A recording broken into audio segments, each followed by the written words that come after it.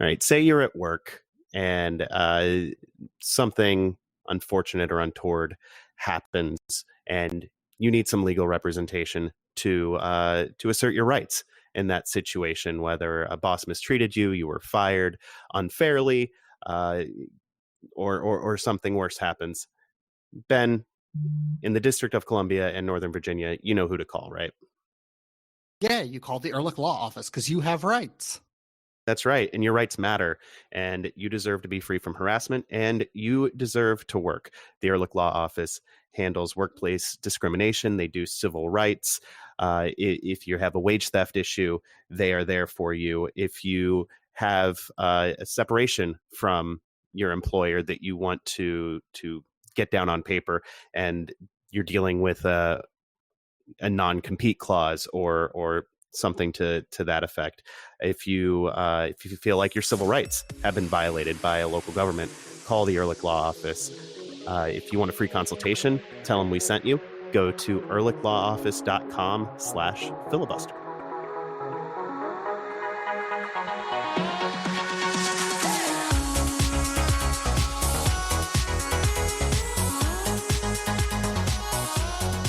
Hey, welcome in. This is the second episode of Filibuster this week. If you haven't already, go back and listen to our breakdown of DC United's 3-0 win over Charlotte from last weekend. And of course, DC now go from hosting one Queen City to visiting the other as they head to the Ohio River Valley and FC Cincinnati, who opened the season really unfortunately for them with a big 5-0 loss in Austin. Laurel Pfahler runs the site Queen City Press. She has claimed the mantle for Cincinnati. Sorry, Charlotte. She's been kind enough to come back on the show here to help us preview this one. Welcome back, Laurel. Thanks for having me. And yeah, definitely the superior Queen City. So I had to take that name before it was, I knew Charlotte was coming on board. So snatched it up first. Absolutely. I fault you 0% for that. It was a good decision. Our tradition here. I have to ask this. What are you drinking tonight? Well, I know you guys asked this, and I always think I'm missing an opportunity to tout one of the great local beers that we have here in Cincinnati, but I am like one of the few Ohio University grads that got out of there without enjoying the taste of beer. So I am drinking hot tea. So it's cinnamon apple or apple cinnamon flavored. Okay. There you go. But I am at least drinking it. You can't see it probably, but I do have a very cool mug I'm drinking out of from the Super Bowl, because I did get to go cover the Super Bowl with the Bengals this year. So I at least feel like I'm drinking out of a cool cup. Excellent. Yeah. So I mentioned the opener. Was it as bad as the scoreline indicated? I know Lucho Acosta got on Twitter to apologize to the fans for the result.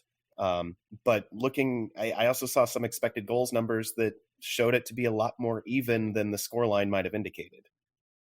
Yeah, I mean, Austin got 5 goals or 5 shots on frame, and they all went in. So it was. Wait, wasn't Alec Kahn supposed to fix that? He didn't have his best game, but I do not blame it all on him. I mean, really, it was 5. Well, the first 2 goals, I'm going to say they were just quirky. They were both off set pieces. The first one was deflected by Brandon Vasquez. Some people thought he whiffed. It looked like he did get a little touch on it. It went right behind him to the back post, and they finished it off. And then, that's the third minute of the game. So then another one off a set piece. It came out for a second chance, and again, Brandon kind of lost his man. Alex Ring made a perfectly timed run right into the box on the second chance and put it in. I did think Alec, I keep calling him Alex. Alec can. I think he could have done a little better on that one, but because it was kind of just like this bouncer that he went down low and it went right over his head. But at that point, 14 minutes into the game, we could see the heads dropping. For a team that struggled so much the last 3 years, and a lot of the guys from last year are back. So it was kind of like, and we were all thinking it in the press box too, like this looks a lot like last year. They struggled against on set pieces last year. So it felt like they just kind of lost it at that point. And they did have some really good chances on goal. Like you mentioned, the expected goals, they actually had a lot of great chances. They just couldn't put them in.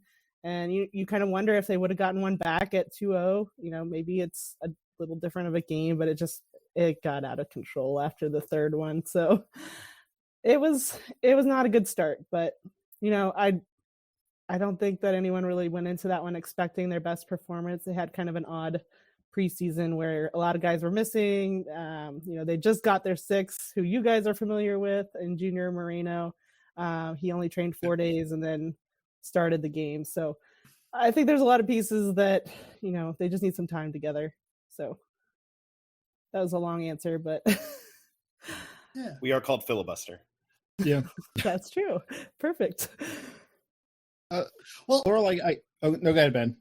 No, well, I was just I wonder, like you said, Junior Moreno just got traded to FC Cincinnati for a bunch of allocation money. It had been looking like for a while that he wasn't coming back to DC United. But FC Cincinnati has been known for having a bunch of central midfielders, but now they need more. It's rough to assign any significance to Moreno's first game after 4 days, but how do you think he fits into this team going forward? Is he a key piece to this team, or what's his ongoing role going forward? He is definitely a key piece. That was the one thing that everyone was talking about going into the off season. They needed a number 6 that could, they had Harris Medunianen, who he's 37 now. He is great, spraying the ball around, but just doesn't have his legs to him anymore. So it's kind of rough when he's in there. Doesn't look like he does a lot of defending. So they needed a number 6, and he fills that role for sure. I don't think he's the only solution. I think they still need to bring in more midfielders. They really did nothing else in the midfield this year. They did sign a homegrown guy, that Harrison Robledo, who has a lot of promise, but he's still young. He's 20 years old and getting his first taste in at the professional level. So they're going to need Junior to step up for sure. I do think that he showed some good positive signs, but also I just don't think that the chemistry was there with the back line and him. So the communication just seemed off. There were guys just kind of standing around. That's kind of what led to the first 3 goals, really. So, he's going to fill a big need. Everyone was excited to see that they had just signed anyone at that point. So maybe you guys can provide some insight on what to expect from him, because we're still a little unclear on what we should be expecting, but it seems like he fits what they need, at least for now. Well, speaking of that, Laurel, this is obviously a season where Cincinnati changed a lot in terms of who's making the choices. Pat Noonan is now the head coach. Chris Albright is now the technical director. These are positions that have been pretty famously not super well run for Cincinnati in the past. I know obviously week 1 was pretty much a disaster, but what is supposed to be happening? What if they said, this is what we want to become? Where are they trying to steer this ship is basically my question. Well, the big thing that they were expressing when Albright came in, and then once they hired Pat Noonan, it was just touting MLS experience. And, even though they're both new in their roles, they do bring a lot of MLS experience. And that was something with relying on Gerard Niekamp, their previous GM. He came from Europe and had to learn all the MLS rules and really kind of struggled understanding all the quirks to the league. So that was the big thing that everyone wished they would have done in the beginning, because they started with one, not really even a GM. It was the president that was playing GM, and then did a reset in their first year with Gerard Nijkamp, and then now here we are rebuilding again. But the MLS experience, that's the big thing. It's just even just on the roster, just having more guys within the league that understand the travel, the challenges of going across the country, and a lot of the guys that are back, that's another thing, just like having that year from last year, even though it wasn't a great year, you kind of hope that they've settled in a little bit and understand. They want to play a more, the other thing is just in the style. Under Jaap Stam as the manager last year, it was really just kind of sitting back and building from the back to get the attack going, and they want to have a little more exciting soccer. I think they understand this year is probably still going to be pretty rough with the inherited contracts, but they at least want to provide the fans a little bit more exciting soccer. So they're really focusing on just pressuring and getting into the attack and really going at it. So hopefully, 5-0, that wasn't so exciting, but hopefully in the future, the fans here at least get to watch some more attack-minded game that they enjoy. Yeah, Laurel, I'm just wondering, going back to Pat Noonan, obviously he was a coaching option that was well sought after this off season, last off season. But FC Cincinnati has cycled through a bunch of coaches so far with Alan Koch, Ron Jans, Jaap Stam, now Pat literally Noonan. So many that their social media team can't keep them straight. Right. Yeah, it's technically the 7th one if you count the 3 times they had an interim coach with 2 different guys. So yeah. Right. Like, does the ownership know? Like, does the ownership have a clear vision of what they want? Does Pat Noonan fit into the vision that the ownership wants, that goes through the general manager and down through the rest of the club to hopefully not get a wooden spoon this year? Ownership at this point, they just want wins. They know that, they built this beautiful new stadium last year. It opened up and fans were excited to see the stadium, but then the product didn't match it, and you could see the attendance kind of going down at the end of the year. And so they are, I think that in hiring Chris Albright, they saw what he was able to help Philadelphia do. They didn't start out that great and really build up through their academy and not spending a lot of money. And here they do have money to spend. So, Chris Albright can take some of the things he learned from Philadelphia and then implement it with maybe some shiny new toys with the roster that he can build.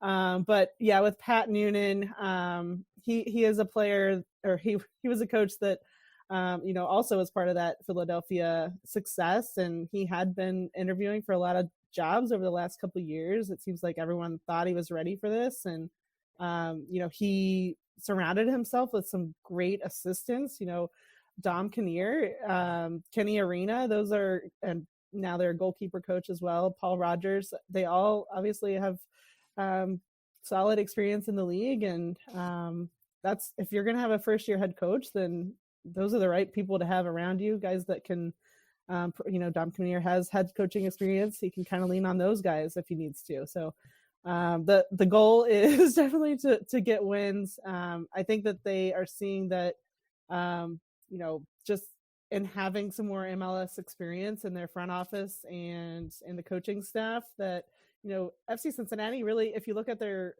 results last year, they had, I think it was 12 games that they lost by 1 goal. And then I think they had 8 draws. So that's 20 games that they were right there. The thought was that if they had a little bit more MLS experience, maybe they would have changed some of their sub patterns. And, they really ran some guys into the ground that wore down as the losses just started piling up. So I think that if they had a little bit more MLS experience on the staff and in the front office at that point, that maybe some of those games would have turned the other way and we wouldn't be sitting here with a 3rd wooden spoon in Cincinnati. Right.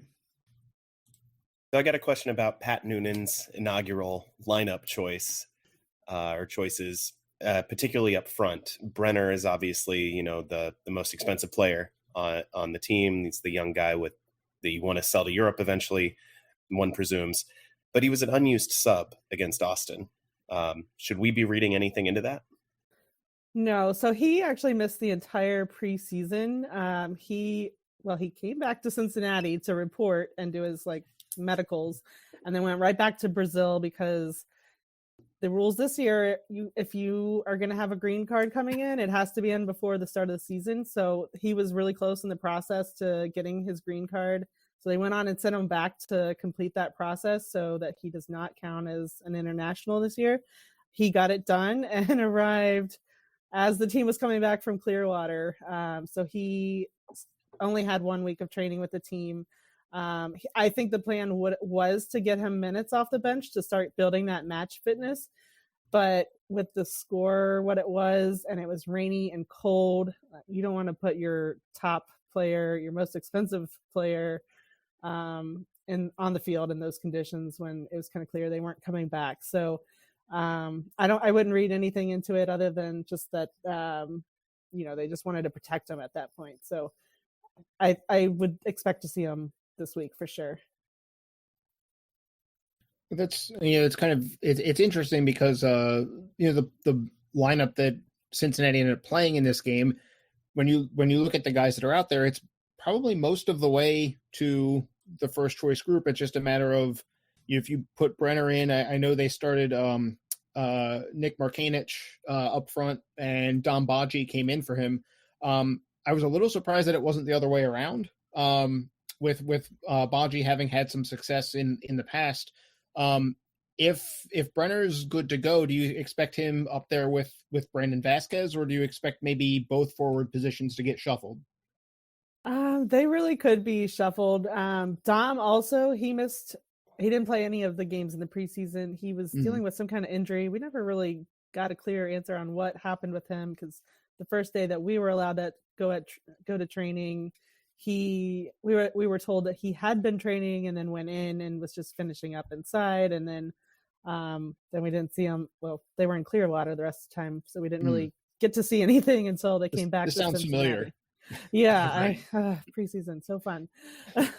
But he was dealing with something. So I mean, there was a lot of questions going in if it was going to be Brenner and Baji as the two up top. It seemed like that was the plan. But Brandon Vasquez did have a really strong finish to the season last year. So I think he did earn an opportunity, but I think it could be either. I think any of those three, the combination of those three could be in there. Nick Markanich, their rookie second round draft pick, he had a great preseason and definitely earned his contract. So I think he's going to be a guy that will get opportunities, but they really just kind of had to throw him out there against Austin because they couldn't start Brenner or Baji, and that's kind of what they were left with. So I would expect him to get some time off the bench in the future and as he develops, and then I think he could be a good player for them. But I'm not sure. It is hard to distinguish if Brenner. I don't know that he would start this week either, having not played any games. But maybe a halftime sub, or maybe I don't know.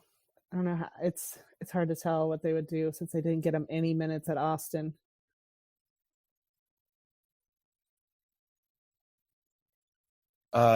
So Hernan Losada's teams famously press. They pressed as hard as they have late into the game against Charlotte last week. Is there any indication at this point at how FC Cincinnati handles the press? I'm going to say that's very concerning for FC Cincinnati. I was trying to do some research on DC, and it does seem like just that quick transition and the way they use their wingers and also just going up the middle, like anything like that is going to be concerning with the midfield in the state that it is right now. Austin really attacked Alan Cruz on would have been going up their right side, and then they switched Yuya Kubo and him. So Yuya was on the left and Alan was on the right. And then you could see Austin just went right at Allen on the other side. So, he also was a guy that didn't have a full preseason. So maybe it was just a bad game for him. He's kind of struggled since he had a great first year with the team and then struggled last couple years, and seems like they are hoping that he's back to the form that they saw in 2019, but he struggled. And then just the chemistry with the midfield and the back line is, I think that puts them at that any team's going to be trying to move quickly. That speed that it seems like DC is using is going to hurt them, I think. So normally I end by asking about how you would game plan, but I think you basically answered that. Just do what you've been doing. That answer. But there is someone we haven't really spoken. He came up a couple of times, but we haven't spoken that much about Lucho Acosta. He seems pretty obviously to be taking a leadership role in this team and really trying to be the best he can be for them. How's he fitting in Cincinnati? How's the fan base responding to him? Well, I can honestly tell you that his tweet that he put out today was really refreshing for the fans. That's not anything we've seen from him.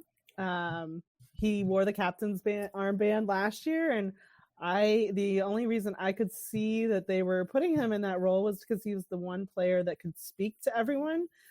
He speaks a little bit of Portuguese and then Spanish and English. So he was able to communicate it with everyone. And it seemed like that was kind of why he was the captain. But you just didn't see any real leadership from him. And I understand, like, we're not on the field. We're not in the locker room anymore. So I'm sure there were other reasons for it, but just to see him step up and be a little more vocal and take responsibility, that's something the fans have been really wanting from him.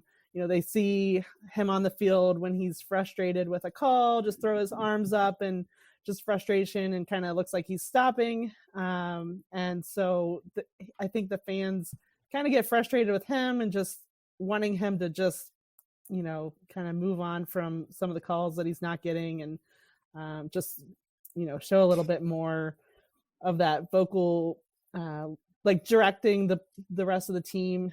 We saw that from Jeff Cameron. He's a really good leader out of the back for them, and I was surprised he wasn't the captain. So I think that if Lucho can I think he's understanding that now, just from talking to some people. It seems like he realizes that was something that was missing, and he really wants to beat DC. I can tell you that. So maybe that's, he's thinking about that a little bit, but he realizes that he needs to be a more vocal guy and just have more accountability. And that was great to see today. Do you think that there's with everything that's happened to the team over these years, where it's been pretty much a constant struggle, and then to open the season the way they did, do you think that the group has within them the ability to sort of, bounce back and sort of meet what Lucho said on Twitter, where he's talking about taking responsibility and improving next week, starting right away?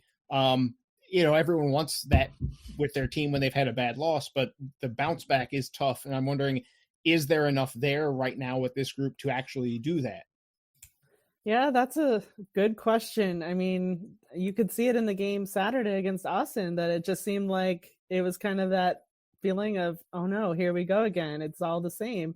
So yeah, that's a big challenge for them. And DC, the schedule coming up is going to be, it's a tough one for them to get points. And you kind of think like, man, they have to do something to just change the mentality. And, at the beginning of any new season, there's going to be some optimism, especially when you have a new coach and just some changes. You always think, oh, this is going to be different. And then to go out and have the same kind of performance we saw all year last year. Well, I guess I shouldn't say all year, because they were competitive in the middle of the season. But just to start that way, it is going to be important for them to be able to shake that off and at least, show a more competitive performance on Saturday against DC. Well, we'll see if they can do that, or if DC can put them to the sword. Watch it Saturday, 6 p.m. on NBC Sports Washington Plus. Telexitos, DCUnited.com, ESPN Plus, or listen to it because there's radio now on 104.7 Wonk FM or the iHeartRadio app. Laurel Pfahler, thank you so much for coming on the show. Please tell our listeners where they can find you online. Thank you for having me. And yes, I am on Twitter at Laurel, Laurel, Pfahler. It's P as in Paul, F as in Frank, AHLER. My website is queencitypress.net. It's through Patreon, as I know you guys are familiar with. So, yeah, you can check me out on there. And I do have some free content. It's mostly behind a paywall because it's my full-time job. So I'll try to open up some recent content that might be helpful to you guys. But I appreciate you guys having me on. We are big fans of Patreon. In fact, our Patreon patrons got early access to this episode. And if you want early access, you can go to patreon.com/filibuster and get all the upcoming 32 previews early. Well, maybe not all of them because there are some midweek games and it's hard to do that. But you know what I mean. Stop criticizing me. Come on. We're doing our best here, people. Find us at blackandredunited.com as well for all of our written coverage of DC United and other soccer teams in our region. Find us on Twitter at filibusterdcu for the podcast, at blackandredu for the website. Send us your emails at filibusterpodcast@gmail.com. Go to your favorite podcatcher and download, subscribe, give us your best ratings and reviews. We will always be grateful for those, and even more grateful when you tell a friend about the show and this awesome preview of Cincinnati that you heard just now. That does it for us this week. For Jason and Ben, I'm Adam. We'll talk to you again real soon. Say goodbye, Jason. Do you guys ever think about the Crypt Keeper? Well, now I am.